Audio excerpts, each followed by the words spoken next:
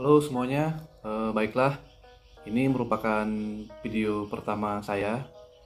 Insya Allah saya akan berbagi pengalaman ya terkait soal sesuai judul dengan nilai pas-pasan saya bisa menjadi CPNS di tahun 2019.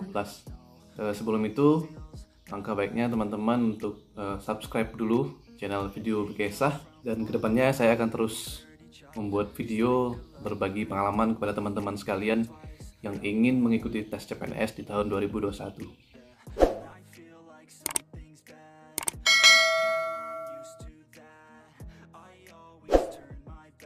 Baiklah, yang pertama adalah waktu itu yang saya lakukan ketika saya mengikuti tes CPNS tahun 2019 itu saya mencari dan mempelajari informasi pembukaan CPNS. Jadi banyak sekali informasi yang masuk ke grup-grup WhatsApp, baik itu di Facebook, di Instagram, baik di YouTube juga. Jadi saya mencari informasinya melalui di situ. Dan tidak lupa juga ya teman-teman sekalian, kalau bisa ketika mendapat informasi itu kita juga meng-share informasi tersebut kepada teman-teman kita. Dan itu juga saya lakukan ketika mendapat informasi dari grup WA ya. Grup WA yang lain saya share ke grup WA yang lain seperti itu. Terus yang kedua, saya belajar latihan soal SKD. Jadi yang menariknya di sini adalah ketika saya belajar itu saya tidak bimbel, saya juga tidak membeli buku tes-tes soal SKD, kan itu kan banyak sekali ya. Banyak buku soal-soal SKD di tahun 2019 itu banyak sekali. Jadi saya tidak belajar melalui buku itu dan saya juga tidak bimbel, tapi yang saya lakukan adalah saya belajar otodidak, teman-teman. Jadi saya belajarnya melalui YouTube channelnya Viracun. Jadi nanti saya taruh di deskripsi ya untuk channelnya. Jadi saya memang betul-betul belajar dari sana. Jadi tidak ada yang namanya bimbel, terus saya juga tidak mengkhususkan saya untuk belajar seperti apa, itu tidak. Yang saya lakukan adalah, karena kan kesibukan kerja juga ya, karena saya kebetulan juga sempat honor di salah satu instansi. Jadi pagi itu saya bekerja, terus sore saya pulang bekerja, habis pulang saya istirahat, terus malamnya saya belajar. Jadi saya ketika mendengarkan video tersebut, soal-soal SKD ya, saya mendengarkan soal-soal SKD, setelah itu saya mengulang-ulang soal tersebut. Jadi ketika saya mendengarkan soal ya, misalkan soal TIU, kebetulan saya memang lemah di TIU. Jadi pada saat itu saya memfokuskan belajarnya saya itu di contoh-contoh soal TIU. Dan kebetulan di video channelnya Viracun itu banyak sekali yang membahas tentang soal-soal TIU. Jadi ketika setelah mendengarkan di video tersebut, saya ulang di catatan, saya ulang terus-menerus seperti itu. Dan alhamdulillah hasilnya memang cukup lumayan sih, meskipun tidak sebaik yang teman-teman yang ikut bimbel ya, atau memang belajar konsentrasi seperti itu. Tapi ya alhamdulillah dengan nilai pas-pasan seperti itu saya bisa menjadi CPNS di tahun 2019. Kesibukan kerja itu memang sangat-sangat berpengaruh ya untuk teman-teman sekalian yang mungkin saat ini sedang bekerja paruh waktu, baik di perusahaan maupun di instansi maupun di sekolah ya. Jam belajarnya itu dimaksimalkan. Kalau misalkan ada kesempatan untuk ikut bimbel, mungkin bisa ikut bimbel. Kalau misalkan bisa belajar lewat buku, itu kan banyak sekali soal-soal SKD ya. Jadi itu bisa diaplikasikan juga.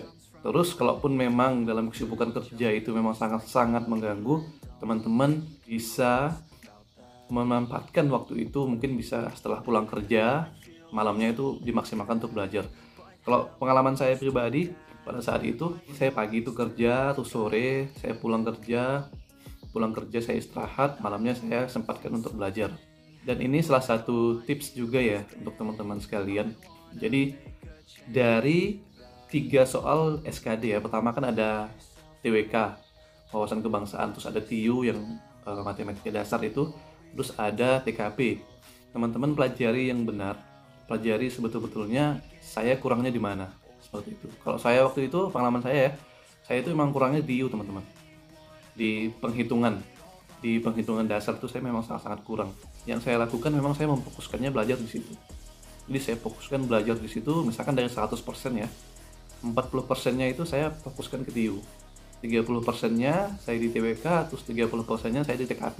Dan pada saat itu juga saya izin dengan bos saya ya, kebetulan di kantor itu izin dengan pimpinan saya, seminggu sebelum tes itu saya minta untuk cuti.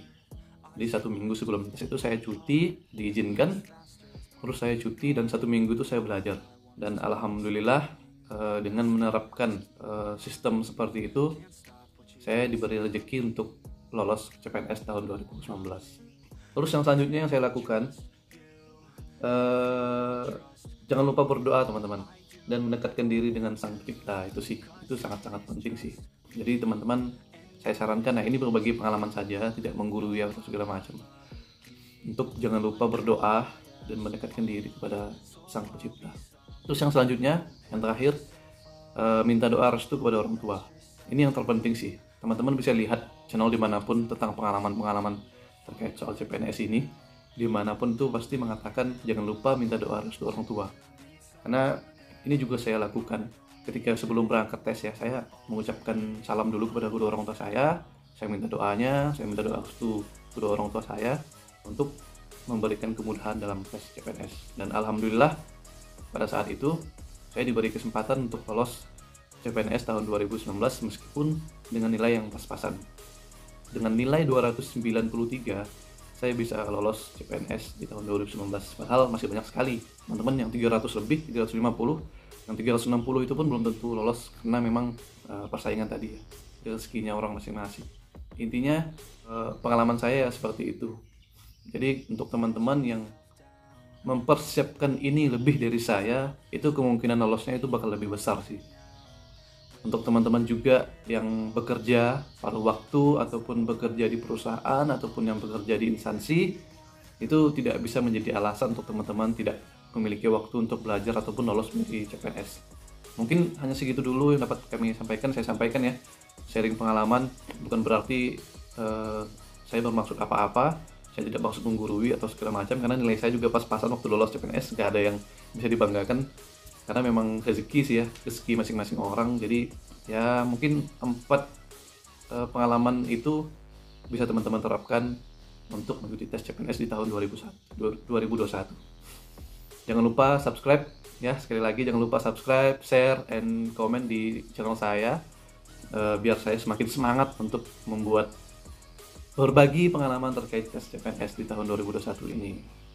Saya doakan kepada teman-teman sekalian yang menonton video saya agar lolos menjadi CPNS tahun 2021 atau P3K ya tahun ini. Amin ya rabbal alamin. Mungkin hanya segitu dulu. Wabillahi taufiq wal hidayah. Assalamualaikum warahmatullahi wabarakatuh.